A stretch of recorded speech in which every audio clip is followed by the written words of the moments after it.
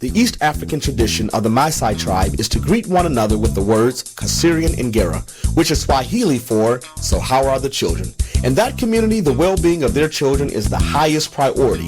If you are interested in participating in thought-provoking conversations about the well-being of children and families, please tune in every Wednesday at 3 p.m. to Fresh Start Today on 860 AM WNOV. Together, we can save our children. Good afternoon. You're listening to Fresh Start Today. Your host is Jermaine Reed and Mr. Sean Roby. And in fact, it is a lovely cold day in Wisconsin. Oh, it's so cold outside. And we are so delighted to have in the studio with us some friends of the program. We have Miss Ophelia King and Salonda King James. Good afternoon, ladies. Good afternoon. So glad to have you all here. We're going to be talking about a very important topic here on Fresh Start Today, entitled Ties That Bind, the importance of preserving sibling relationships in foster care and adoption. And so in this forum today, we want to try to seek to understand several things. One is, what is a sibling relationship? How sibling relationships promote healthy child development. We will even look at federal legislation that is intended to protect sibling relationships while in foster care. It's referred to as the Fostering Connections Act. We will also explore the psychological and emotional distress children are under while in care when it comes to being separated from their birth siblings. And then also we want to kind of look at why our community needs more foster homes to take in sibling groups. Sibling groups are one of the hardest groups to place in child welfare. In fact, before I left the office today, I've seen two large sibling groups come over, or one large sibling group, and it's an everyday common reality to see referrals come over where there's 2 or 3 children who have been removed from one home. But it's very difficult sometimes to place siblings together. So we'll kind of talk about that. And then the last thing is it always healthy to keep siblings together, just as a standard?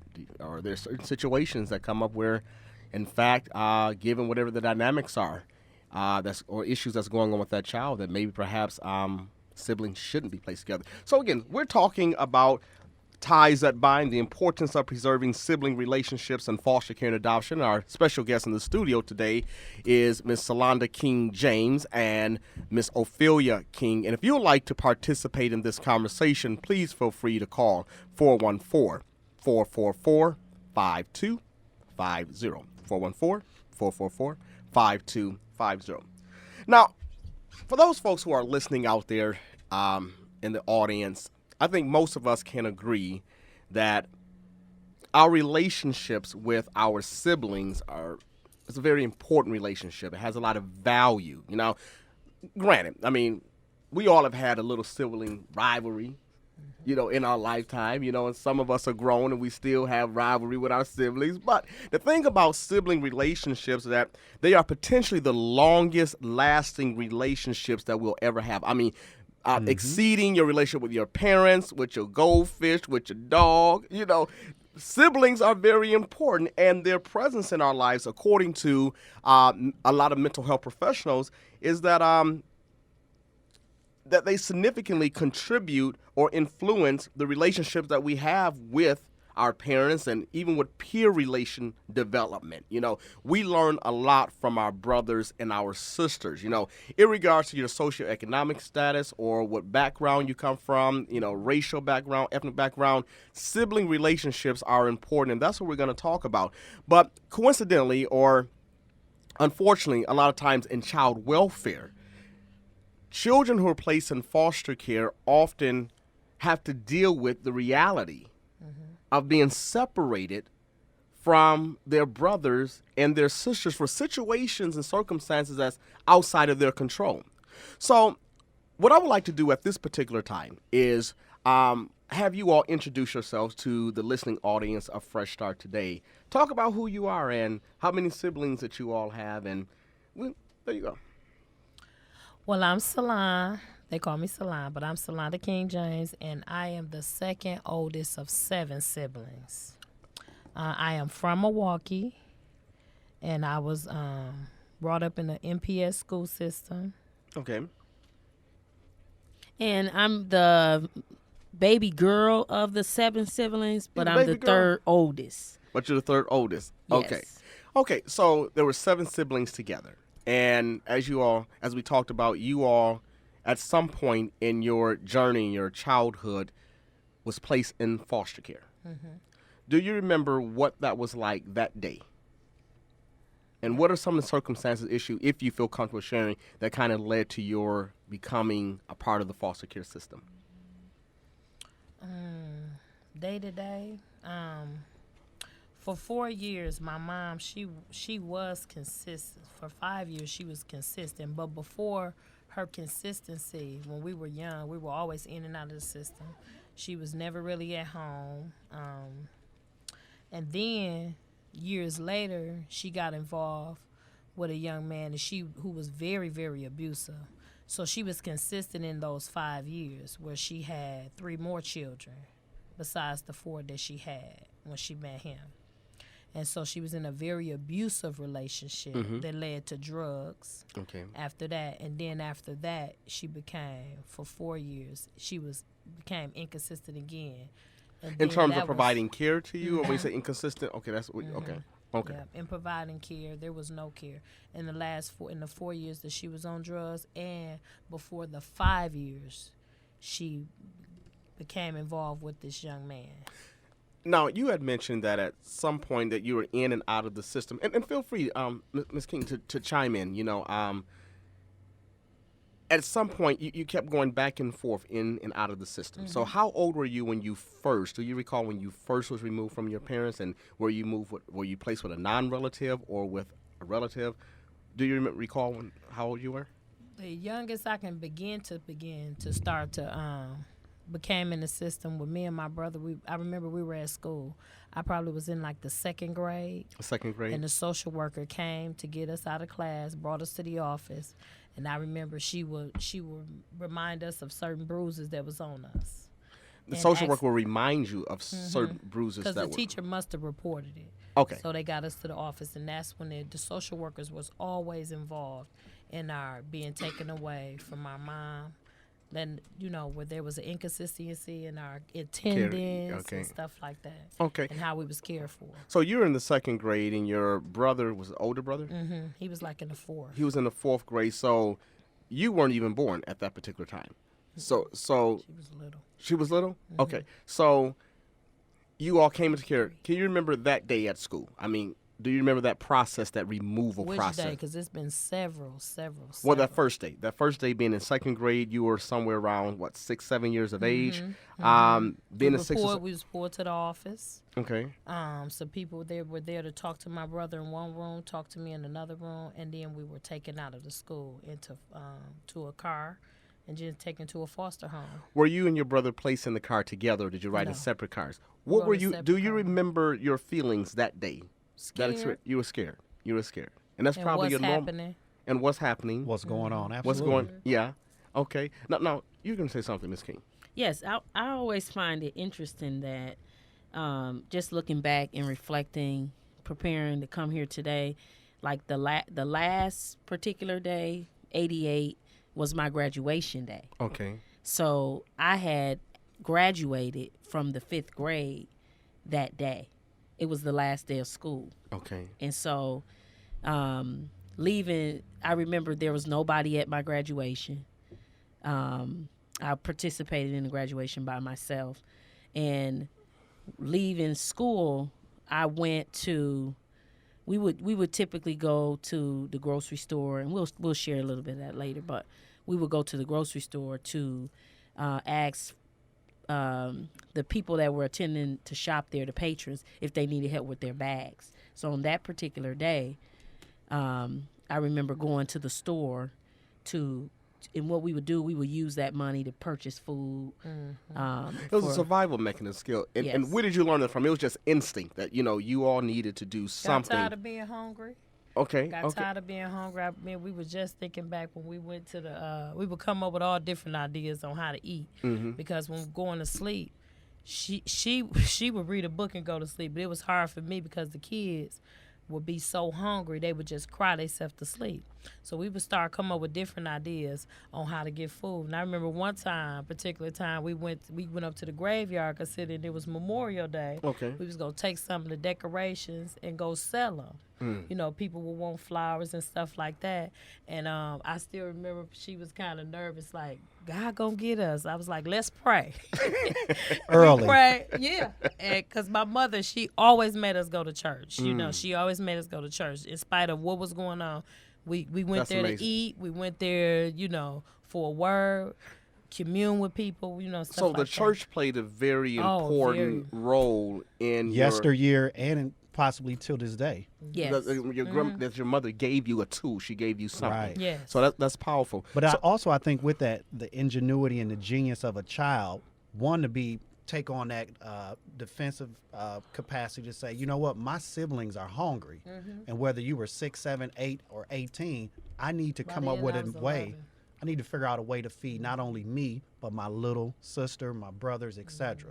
But do you think that children who are being raised in neglectful situations or situations where the parents are just not present, you know, whether it's emotional detachment or disconnection on that level or physically they're not there, that automatically someone takes on this role of kind of engineering and facilitating the care of the children in regards to the siblings themselves? Is what some folks refer to as parentified children. I mean, they take on that role of a parent. So Me and my brother was given that role at a very, very young age. so when you say you were given that role, what do you mean exactly Because by she that? would leave and not come back. Okay, And she so would be you were gone for placed into that days. position. It wasn't anything that you volunteered for, but just the circumstances that you were living under, dictated that you needed to do something. And so it's you two. You're the two oldest. So there's at this point what 4 children that's under you, and so you facilitated care. Okay, so with that, and Ms. King, feel free to chime in.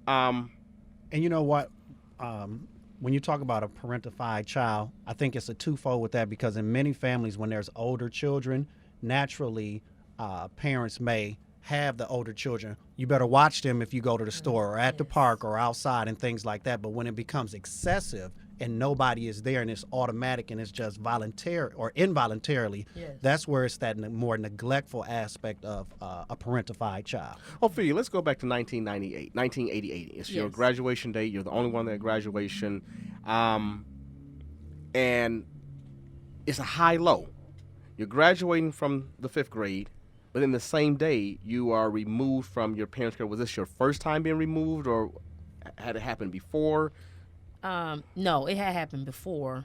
But interesting, the earlier years, I don't really recall them. I have a memory of being in foster care, but the details, the experience, the trauma, I don't have that. Okay. I only remember June 15th, June 13th, 1988. Because do you think that's because it was your graduation day that it kind of marked? It was a hallmark for you.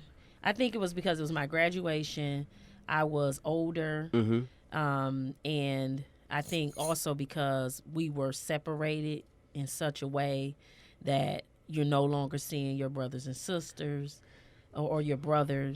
For me, my brothers, my sister was with me. And I think, too, it was, for me personally, I always really looked up to my mom. Okay. So I didn't feel like I was in a neglectful home. I didn't feel like she was doing anything wrong. I loved her. It didn't matter. Okay. And so even though we had to live with my uncle, I still would wait by the window every day because I just knew that she was coming to get me. In your mind. In my mind. Right. And so I never attached to anyone. Even though my sister was the security, my brother, they looked out for us. She never provided that nurturer, mother type for me. And I just think that for me, it was like I wanted my mother. I could care less about the issues, what was going on at the home because I didn't identify that. Do you think that a lot of children who are in the same type of situation, or the children who come into care that, they just want mom, they just want dad. Even if you take them to 1600 Pennsylvania Avenue in Washington, D.C., there's no place like home, Absolutely. And if I had to choose between President First Lady Obama and my mother, who's evidently struggling with these issues, I would still choose to be with mom. There's that sense of loyalty and connection. Do you think that a lot of these children kind of function from that perspective or that angle? I do, and I think it has to do with what the parent provided. Okay.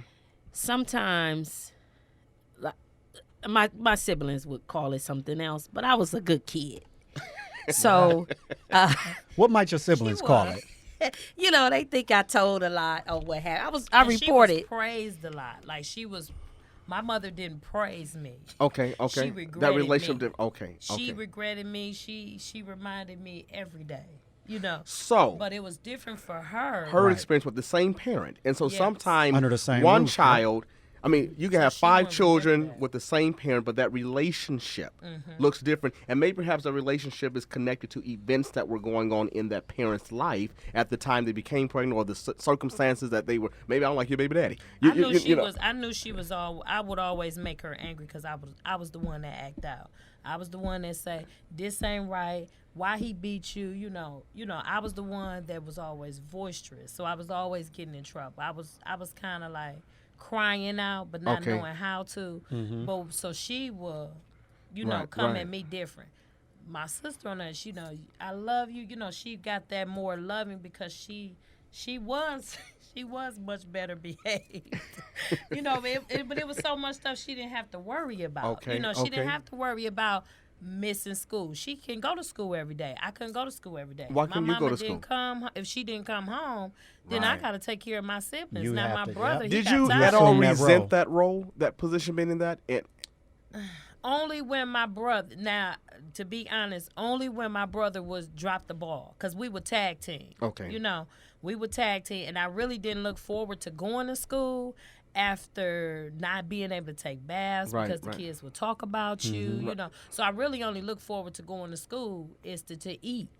Okay. Because, I didn't smell good, I Right. didn't So a look lot good. of kids depend on going to school so that they can get that one meal Good a day. meal. or To that this two day, meals a right day. now. Yeah. Yep, So absolutely. tell me, because you talk about going in and out, because we certainly want to talk about what it was like to be placed in the same home with one sibling and then being separated from the other siblings, and how was contact facilitated by the system that you all were part of and or the caregivers who were caring for you all. So when we go back, let's look at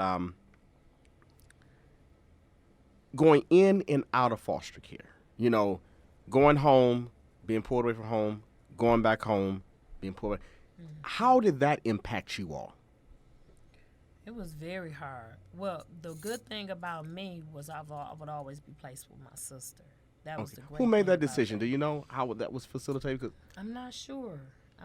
But I wouldn't be with my oldest brother, and I wouldn't be with my younger brother. My brother under my sister. I think they placed us together because due to our gender.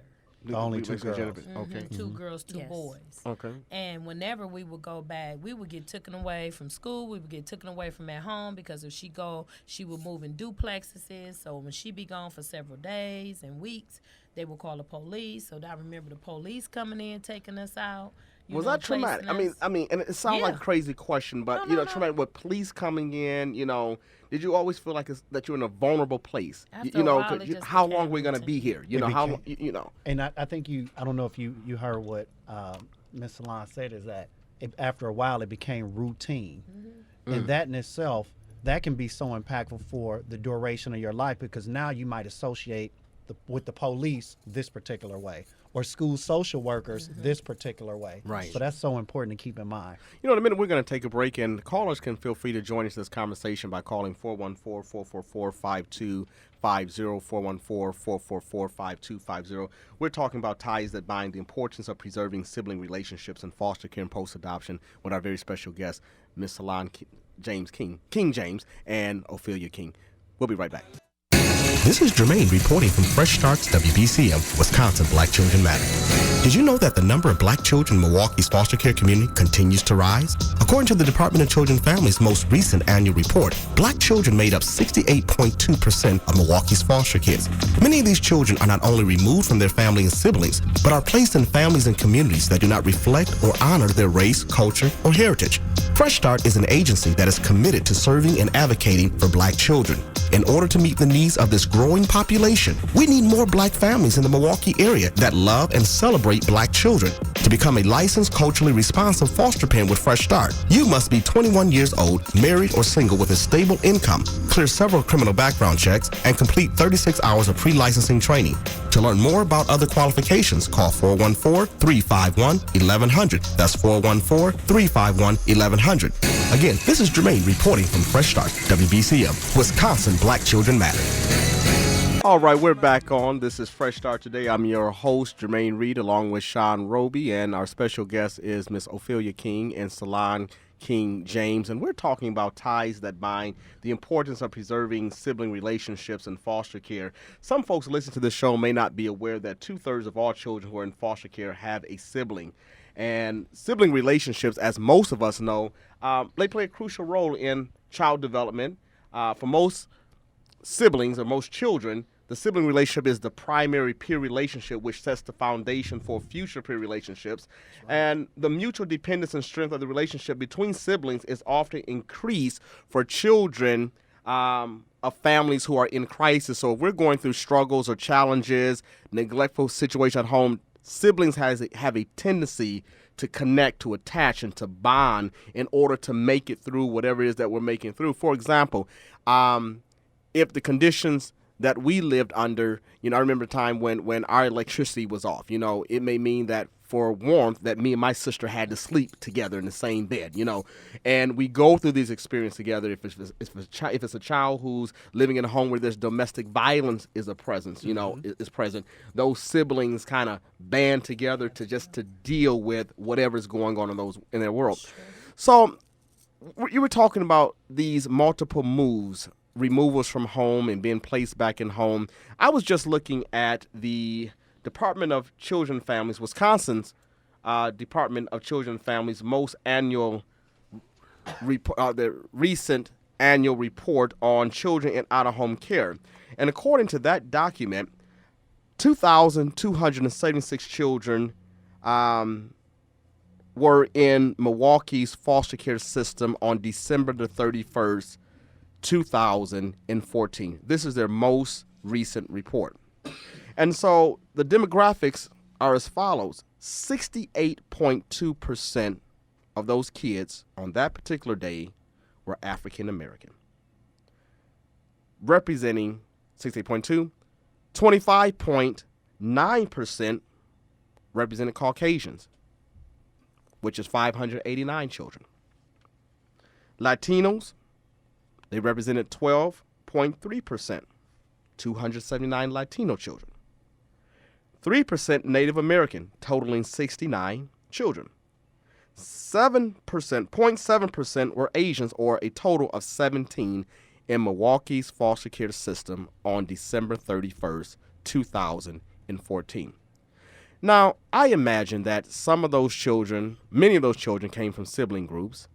Many of those children came from a variety of different settings where there was abuse, neglect, or even that you have some social workers or child welfare helping professionals who had some racial issues, racism, and whatever. All these are contributing factors. Do you agree, when you look back over your life, that it was necessary for child welfare to come in and remove you all from your mother's care? It's a great question, but for me, it's conflicting. Okay. Because part of me says, understands that God has put you through something so that you can come out pure gold to help someone else, just appreciating the path that you had to go through with your life. But on the other hand, it's you struggle with what was the purpose of the removal. Mm-hmm.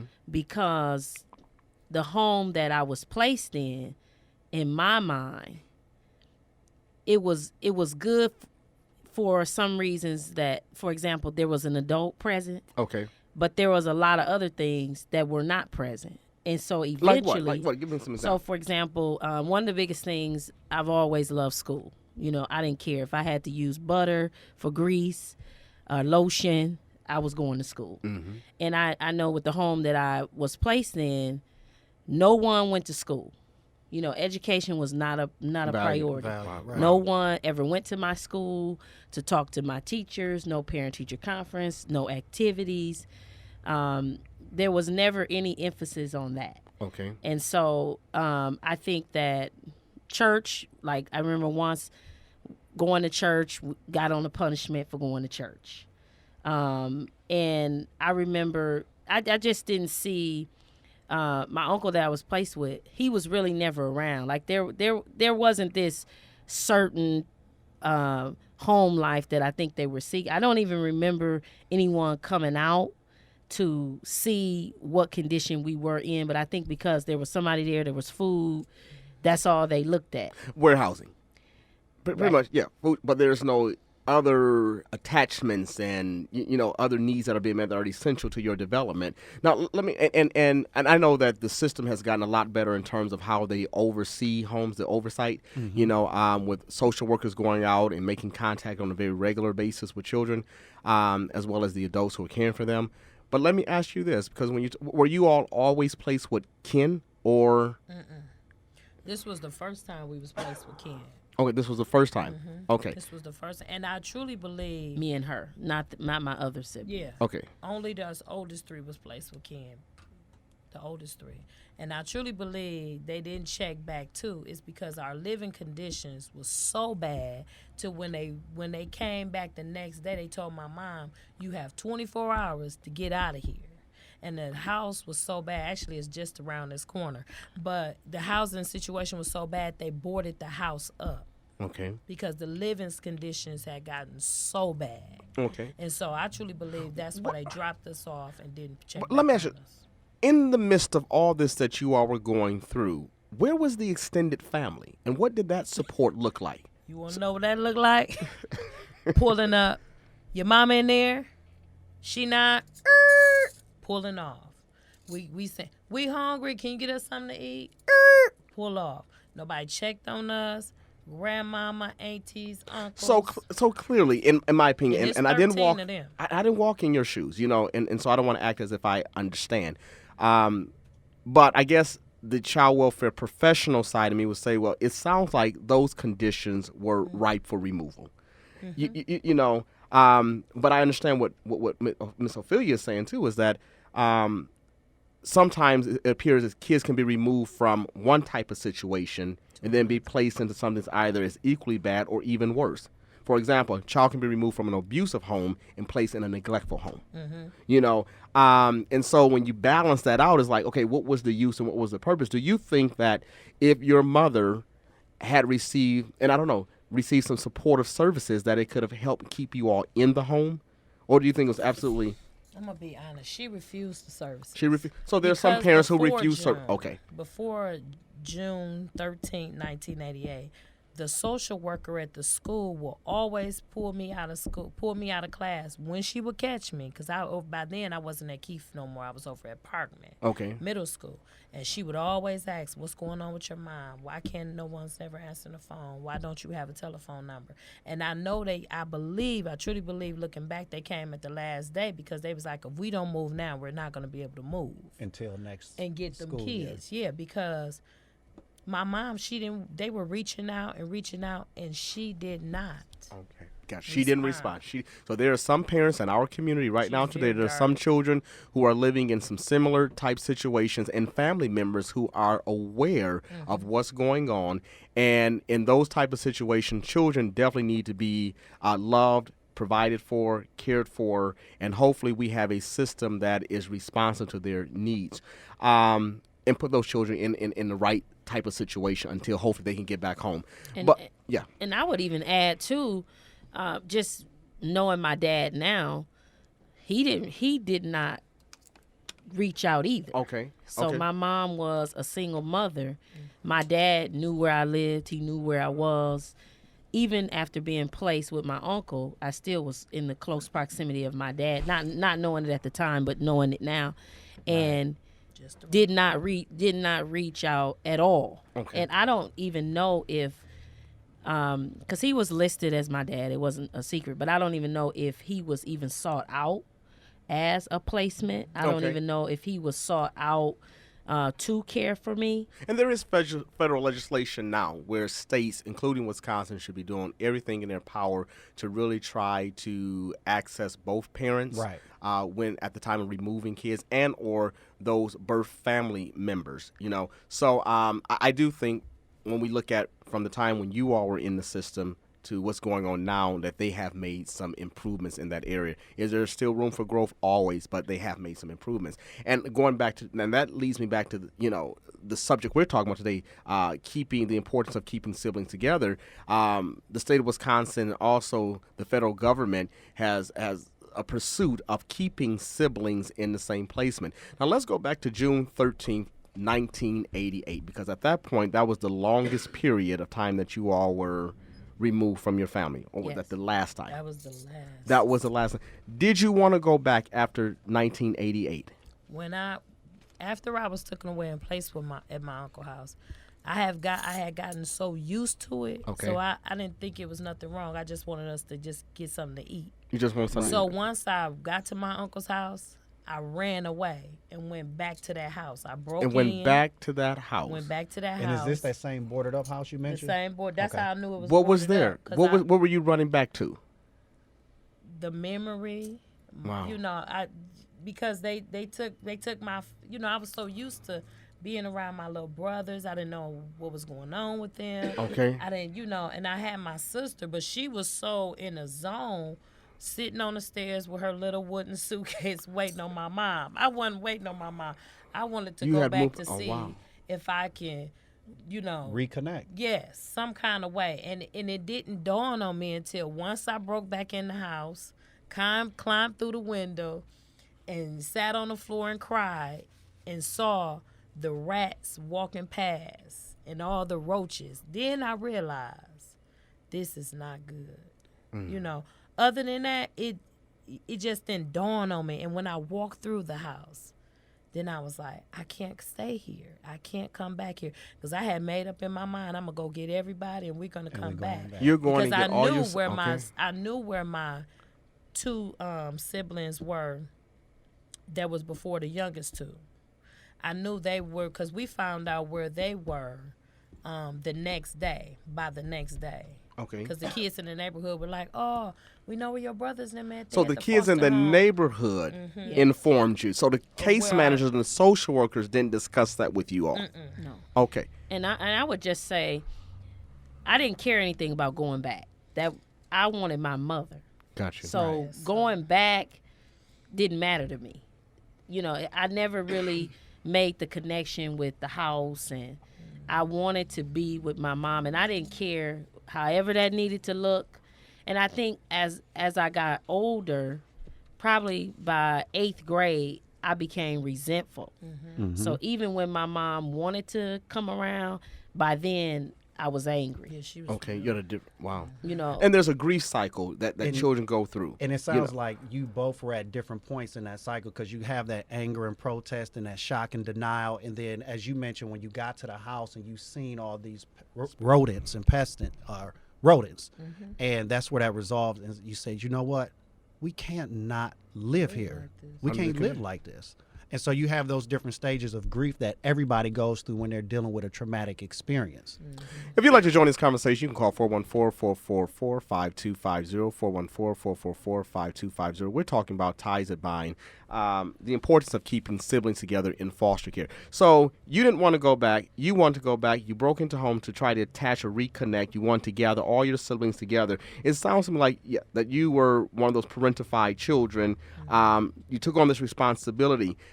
When you were placed in your foster home where it was let's just say a non-relative who was the caregiver, was it hard for you to give up that role?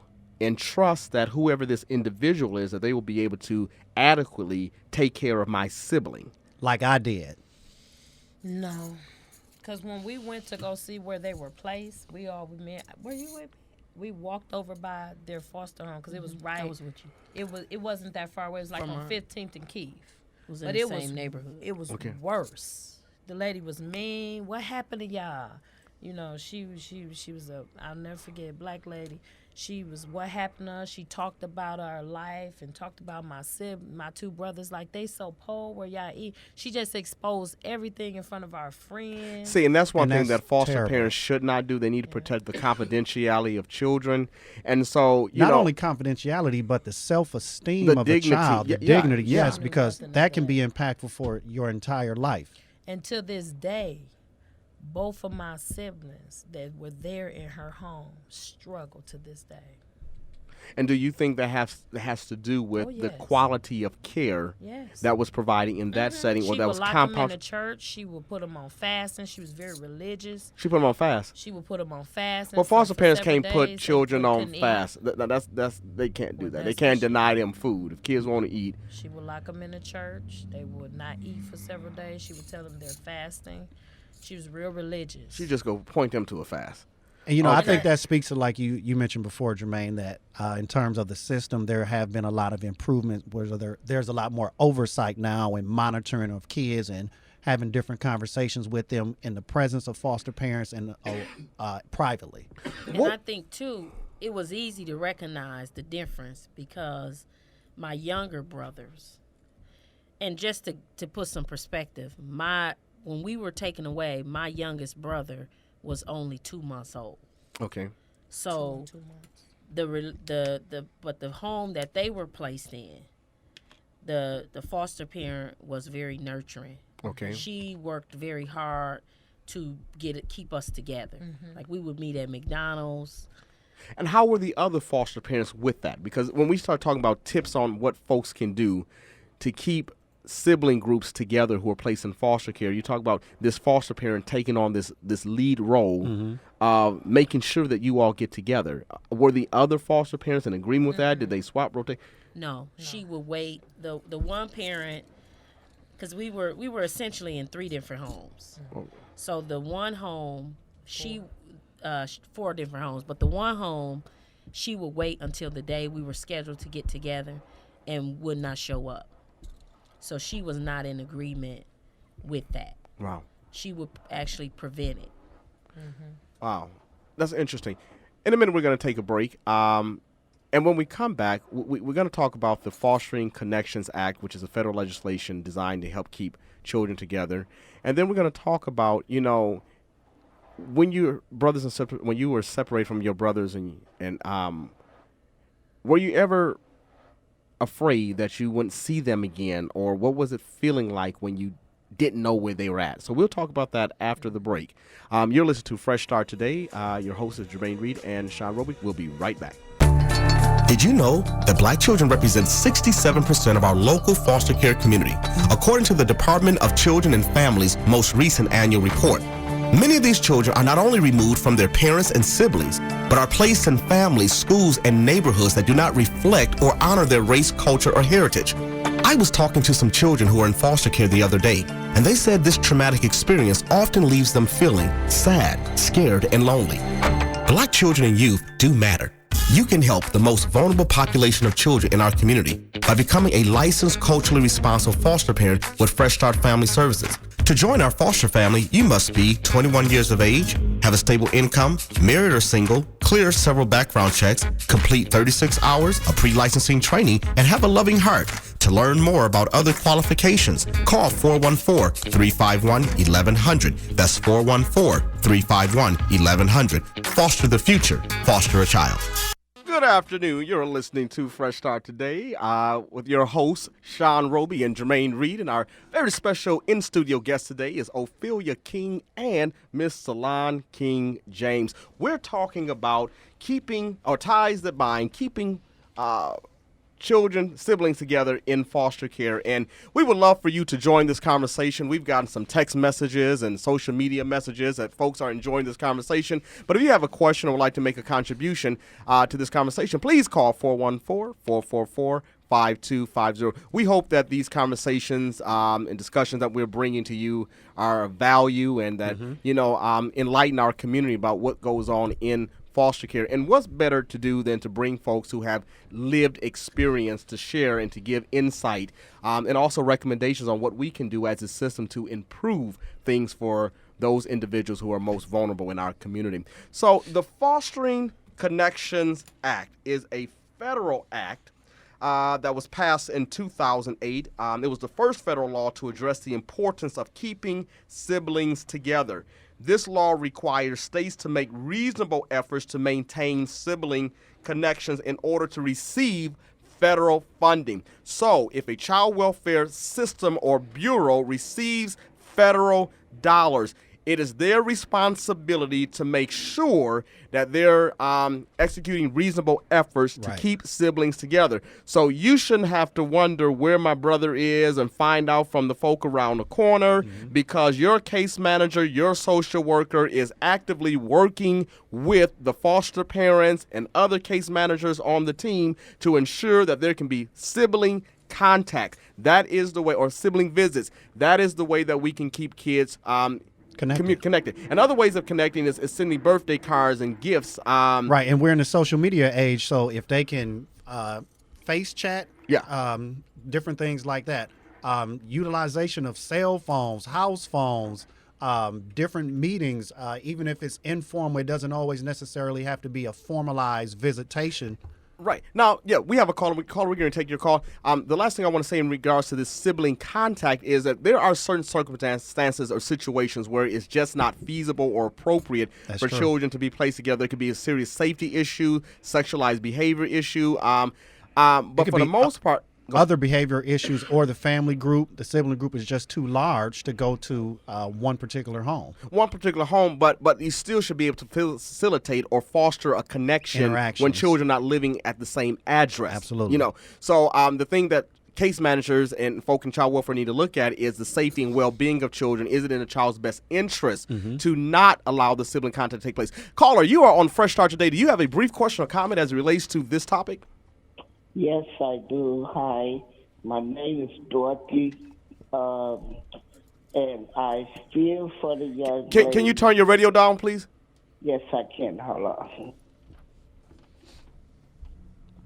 Yes, I feel for the young ladies and what they talking about because I'm a veteran of 18. My mother had 18 kids. But we all was together, okay? We growed up together and everything. But my nieces, them, that's what the problem came in with them.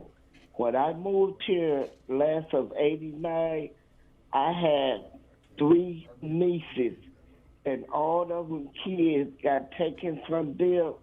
But I wouldn't let them go to no state or go nowhere. I told them bring them to my house. Because I have one daughter, okay, and I love kids. And I took about 12 kids in a 2-bedroom house, okay. And, I kept food because I always go to the church and get food and put it in my house. Kids that walk up tell me they hungry, I feed them. Okay. And my niece's kid got taken from them, and I took my niece's kids and me until they got themselves together. Okay. Oh, so your point is that how it was a value of yours to reach out to your extended family members to keep them from going into the system. Is that what I'm hearing? Yes. All right. Yes. Now, we have another call that we have to take, but I really appreciate you calling and continue to listen to the show. We value your support, and hopefully you're learning things about child welfare that perhaps you didn't know before you tuned in. Thanks a lot. Okay. God bless everyone. God bless you, too. And so I think that is important to say that for those who are listening in the audience, listen, 68.2% of the foster care community in Milwaukee according to the Department of Children and Families' most recent annual report, indicated that we have a high number of our children being removed, and then with the possibility of state legislation coming down, Senate Bill 325 and 326, I imagine is going to have some significant impact on the black community. And so we really do need, even more so than foster homes, we need family members to step up family. and work with the children who are because foster care is not the best system to raise children in. All the data is out there. Caller, you on Fresh Start today. Do you have a brief question or comment as it relates to this topic? Yes, I do. Good afternoon. I was wondering what happened to their mother. Did they ever reunite with their mom? Well, actually, when I got about 18, I got custody of my sister. By then, she was 15. Okay. And I had already periodically been keeping contact with our youngest siblings, who was 2 months and 2 years old, with their foster parent. And she would always help me get the other kids. And then my mom, I would always, whenever she wanted to be clean or, or needed to get freshened up because she still struggled with drugs throughout the years, she would always come to my house for safe haven. Mm-hmm. Me and her had a clear understanding as long as because by then, I became a teen mother. And so by then I said, as long as my kids don't see what I saw.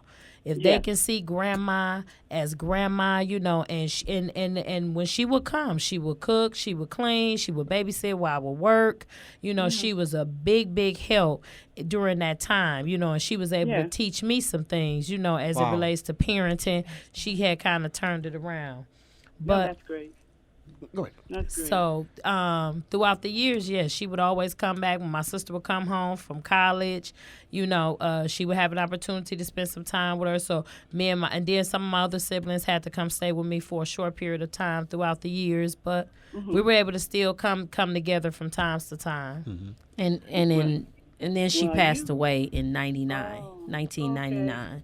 All right. Well, you've had your hands full throughout the years, okay? We're in a similar situation, with our grandchildren, but it's hard. It's really hard, when you're dealing with situations like that, and especially when you want to do the best for the kids. Well, thank you for calling Fresh Start today. Is this your first time listening to the program? No, I've been listening. No. Well, thanks a lot for listening, and you have a great day. You too. And I just want to encourage any parent or relative that is caring for your family. That's what we need to refer to them as. To family and not as foster as family and not as foster kids. And although it may be difficult, but even as non-relatives, if you're a caregiver, don't refer to the child as a foster child. Because it may be a child that's in foster care, right? But has a very negative connotation to it. Exactly. Yes. Caller, you on Fresh Start today. You have a brief question or comment as it relates to this topic? Caller, are you there? Yes, I am. Go ahead. Well, brothers and sisters, this is my comment. All right. We got about 15 seconds. Oh, okay. All right, I'll make it quick. All right. As far as I'm concerned, we are the children of the living God. We are the Hebrew Israelite nation. And unless we understand the written word, and I understand Jesus, according to the scriptures, no Easter, no all that other stuff that the Romans gave, according to Jesus, according to the written word, the same thing that brought us here is the same thing that's going to get us out. So as it relates to this topic, what is your point? My point is we have to understand the written word, not accompany under the curse. All right. That brought us here. Thank you for that point. You have a great afternoon. Caller, you on Fresh Start today. Oh, the caller left. Well, listen.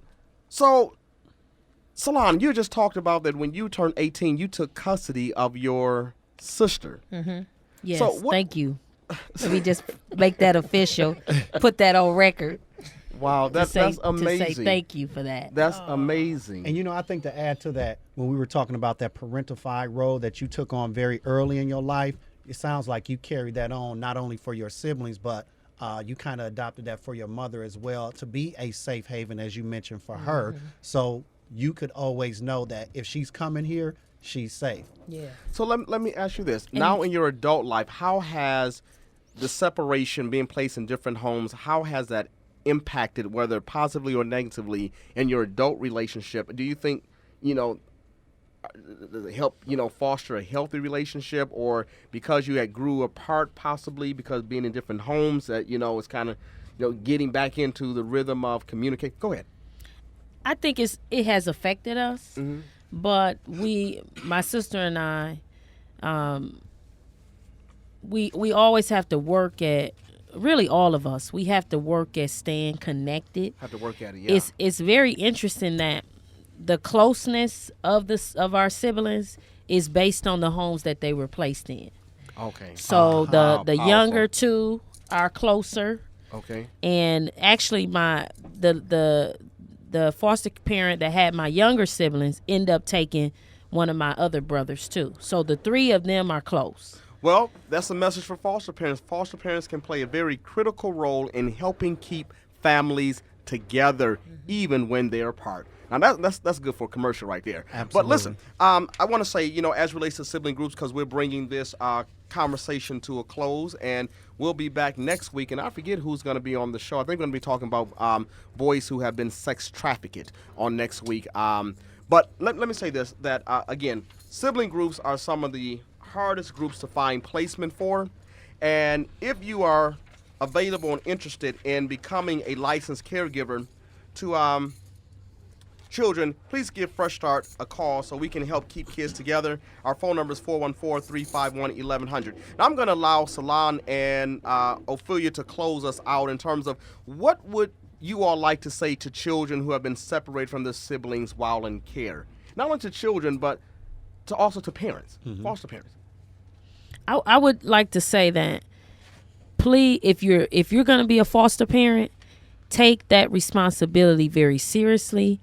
And also, I really specifically want to speak to children. Okay. And let them know that in spite of what happened to you, in spite of what story you have, Yes. you can be an overcomer. Yes. You can make it out of it. You can be successful. Success. And you're Yes. not alone. You're not the first foster care student or child to be taken away from your home. Yes. There are others of us that are out there. We support you. And reach out and stay connected with your siblings. Now, you two will be speaking at the Color Child Welfare Conference on May 17th, and our theme is Against All Odds, From Foster Care to Success. And you have multiple master degrees. I mean, you're just a genius. And you know what? Your sister caring for you, I'm sure, contributed a lot to who you have become as a woman. And you are a phenomenal woman, Yes, she is. Miss Both James are. King. Yes. Thank you for being the type of sister and role model that you have been, not only to her, but to other folks in your community. We need more folks like you. Thank you all. And is there something you want to say, Salah? Have a good day. Thank you for tuning in to Fresh Start Day. We'll be back on next week. Be well and be safe.